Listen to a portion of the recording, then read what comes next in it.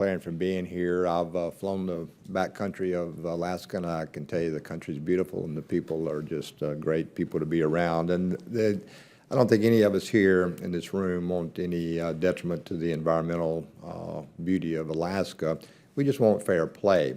I do want to go back to a comment that was just made about the OIG's finding. The EPA OIG's finding, it was a possible only because some emails were missing and the IG could not conduct future interviews of Mr. Phil North because he had actually left the country. So I just wanted to interject that and clarify this Phil North thing that evidently has been bouncing back and forth.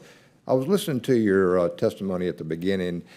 Words such as could, impact, potentially do, and again, all these are certainly subjective opinions, and you're based on some of your reports that you've gotten from your scientists. And I've gone back and I've read some of their reports, even 10 years plus. And three of those scientists that the EPA contracted to contribute to the BBA assessment, Ann Mast, Alan Boras, Caroline Woody, they've long been vocal opponents of the Pebble mine, way before EPA even hired them to give them their opinion. You're an attorney, you understand the burden of proof, you understand objective data. Do you think it's appropriate for the EPA to use information developed by scientists who've already predetermined their opinion?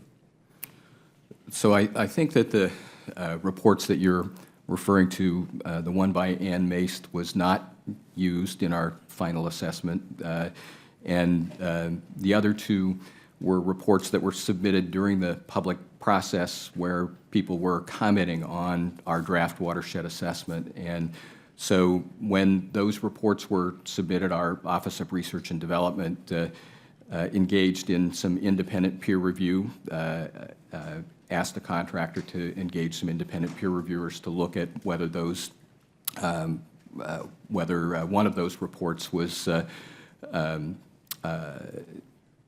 sufficient and scientifically credible, and concluded that it was. I think with respect to the archaeologist who prepared sections, again, that was independently peer reviewed. One of the peer reviewers that was independently selected was a University of Alaska Fairbanks professor who's been engaged in cultural work in Alaska as her career work, and again, independently peer reviewed the cultural assessment. So I think it just, in my opinion, and certainly in others that I've talked to, it just adds, to the illegitimacy of the report that the EPA put out as to, because there just appears to be bias from several of the scientists that you guys contracted with, and I think you've already answered the question, would you reconsider invoking the 404C process, and I think your answer to that was no.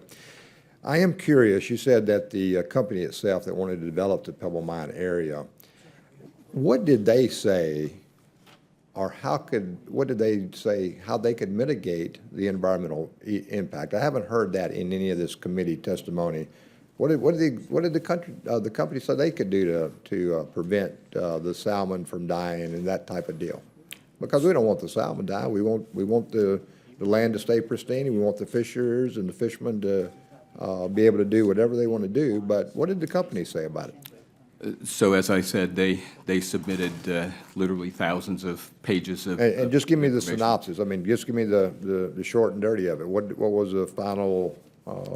Their final opinion. So with respect to the fishery, what they were proposing was a concept called compensatory mitigation.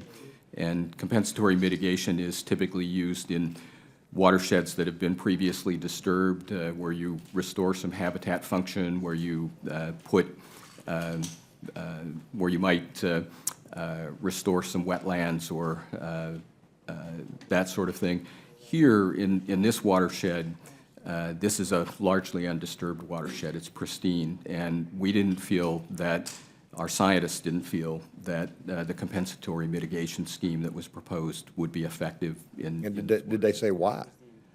Because again, in this watershed, nature has created a really unparalleled habitat. And for us to be believing that we could improve on nature in this particular watershed was unlikely. It's an odd answer. Thank you, Mr. Chairman. I yield back. And thank you, Mr. Abraham. The gentleman from